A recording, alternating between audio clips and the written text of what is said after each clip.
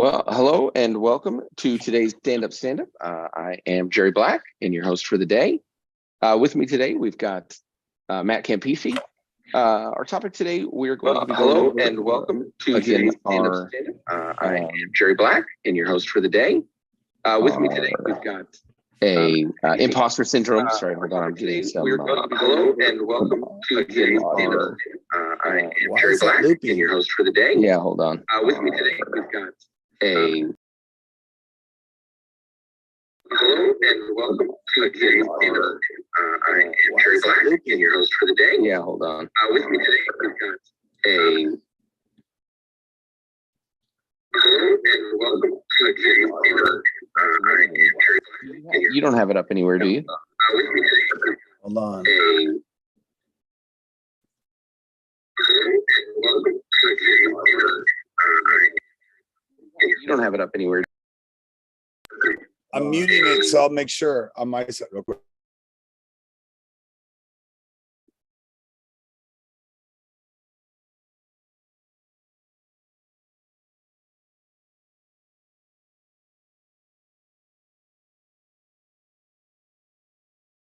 So Matt muted. Let's see. And there's a delay, Matt. So it's weird because you'll see the stream is generally about 20 seconds behind. That was me. Sorry. Okay, cool. So yeah, so we know that that's a good thing to learn, right? I didn't think about hey, don't try and watch the stream or don't have the stream up anywhere because I'm so anxious to see how it's gonna look. I'm stressed as it is trying to play the world, give advice and also do stand up. It's exactly this imposter syndrome thing. I'm like so worried I had to double check it. That's awesome. Embarrassing. Wow. That's just going to add to my stress. Yeah. So imposter syndrome live and in person in an embarrassing setting. So we are always learning. It's not, do not be at all concerned. So, okay. So we're going to talk about imposter syndrome today. We're going to talk about how it might show up in a team of IT professionals and how you might want to address it. I do have a couple of articles we're going to reference during the call today, and we'll certainly post those in the show notes. And then, of course, once we're done there, we'll go to a little bit of open source comedy, see if we can get your day started off with a smile. And appreciate everybody being here for the day. Certainly recognize that you don't necessarily have all the time in the world, and we're super happy that you're watching this stream. So, okay, so in IT, we've talked about imposter syndrome for a couple of days now, and one of the things it is pretty prominent in IT to have imposter syndrome, and it is this sort of scale of at some level, when you're new to a job or something. Well, everybody, I guess you could argue, has imposter syndrome when they first start a new job or when they first have a new role, because they don't feel like they know everything, because you don't, and there's sort of a learning curve there. But at some point you get, I would say, proficient at what you do, but imposter syndrome but it's not good enough, or I'm not good enough, or people are going to figure out that I'm still a fraud. I still don't know what I'm doing. How could I not know what I'm doing? And all of that self-talk starts to bubble up into your head. And if it's fairly consistent, well, then that's an imposter syndrome type thing. And then how does that manifest in a team or people in your team? And it really can end up being over talking.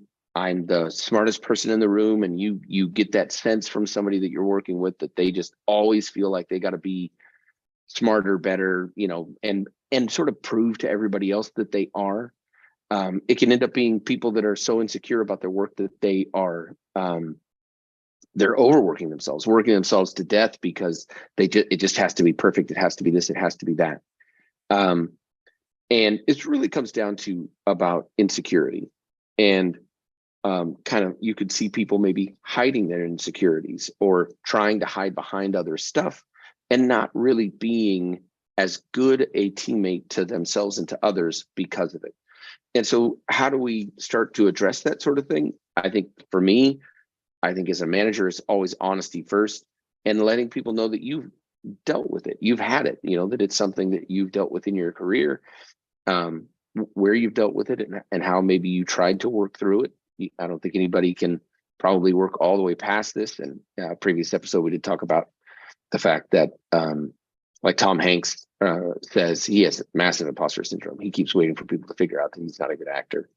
And Elon Musk said he has imposter syndrome at times. And I mean, it's one of those things like, okay, well, sounds like everybody has some form of it.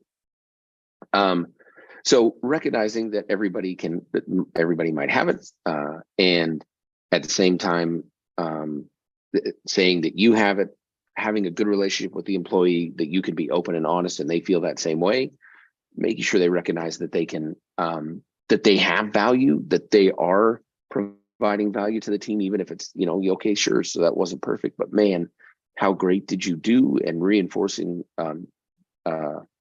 confidence in them is a great way that I have seen, where it kind of takes that away from the person, or at least it allows them those moments of, somebody else saw it. And if somebody else sees it and says it, it really can mean something to those people. So that's where I've seen it. That's how I've, kind of dealt with it in teams that I've worked with. Matt, I know you're on the sales side. And actually, let's give a little quick bio on Matt. So Matt is Matt, why don't you do your own bio? Yeah, I'm in IT sales, so my job is more on the technical side. So when you're trying to win over customers, you need to not only talk about the sales aspect, pricing, and things like that, but there's also the technical criteria. So think of a technical salesperson for a large technology company that's on the Dow exchange and is very much bellwether in the industry. Great. And how have you run into or dealt with imposter syndrome in your career?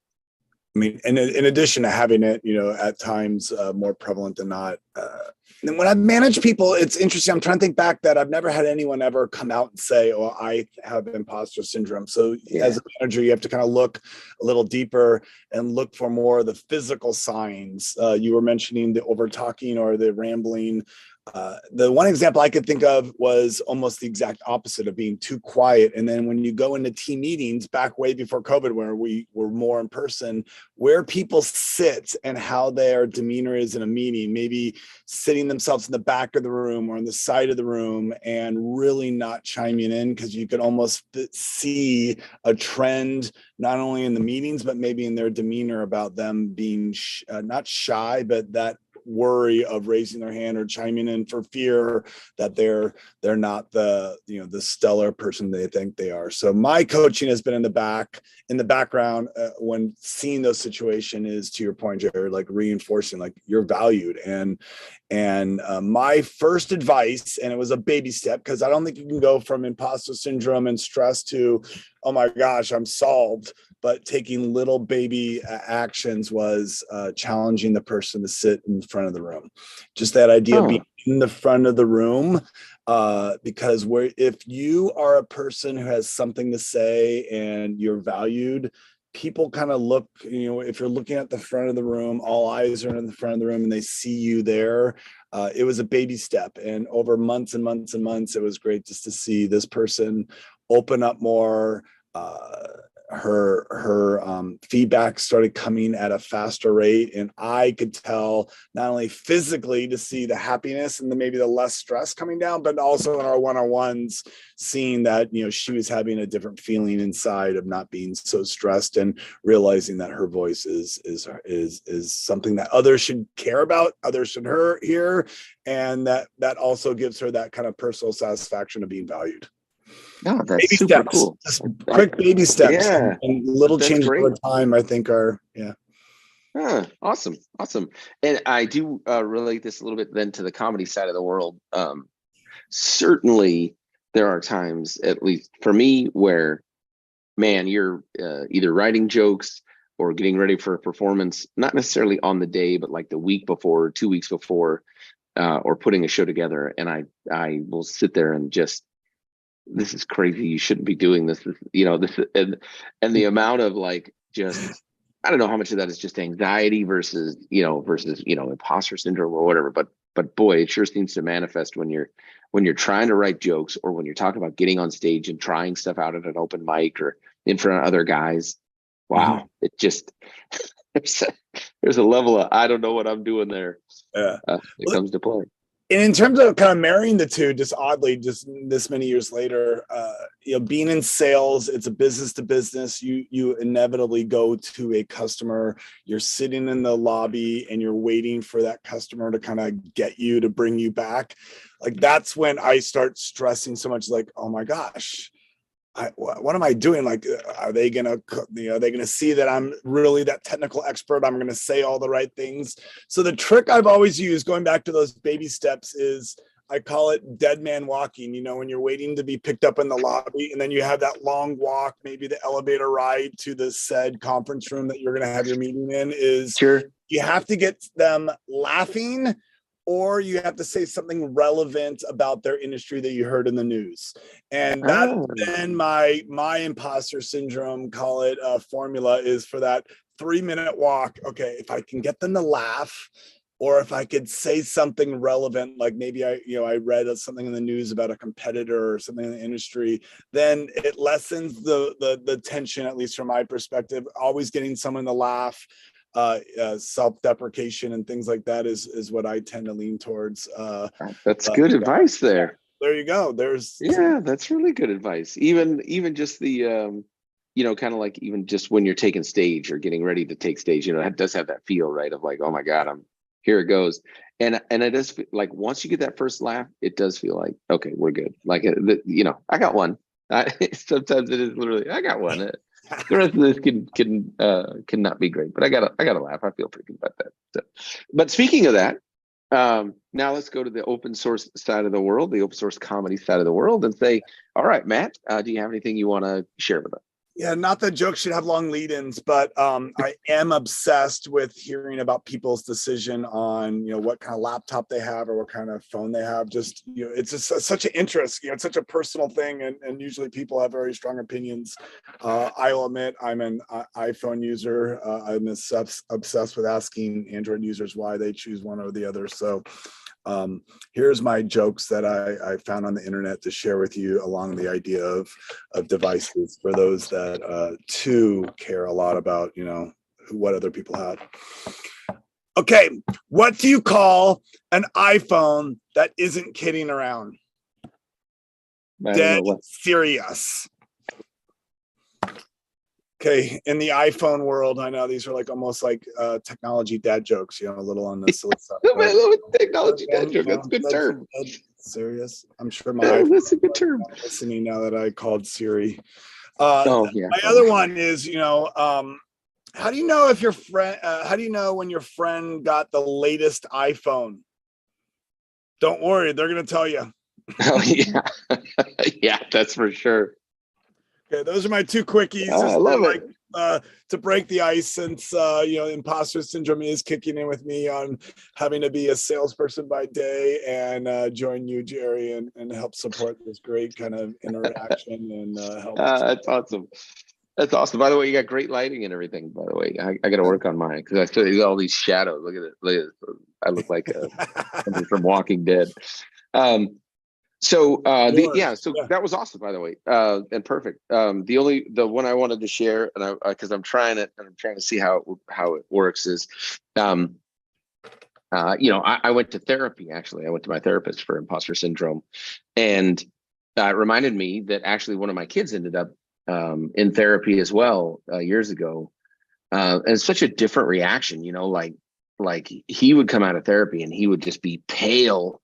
And he would feel sick to his stomach and say that he hated it. He just had a terrible experience. Yeah, that was chemotherapy for him. So it's a little bit different, but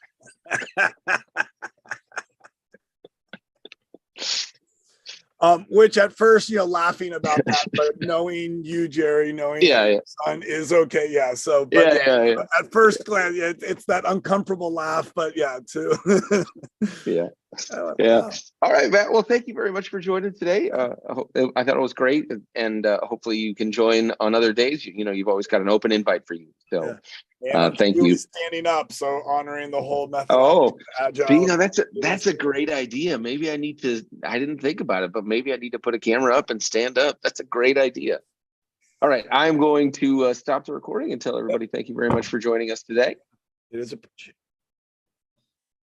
Dude, I'm so freaking sorry. I fucked up the thing. I didn't realize like YouTube was gonna autoplay. I like saved it as a placeholder so I can go back and see. So, and you probably That's can't funny. go fix it, right? Because it was live stream and it's out there. Yeah. Sorry, I have to watch the last of the stream so that it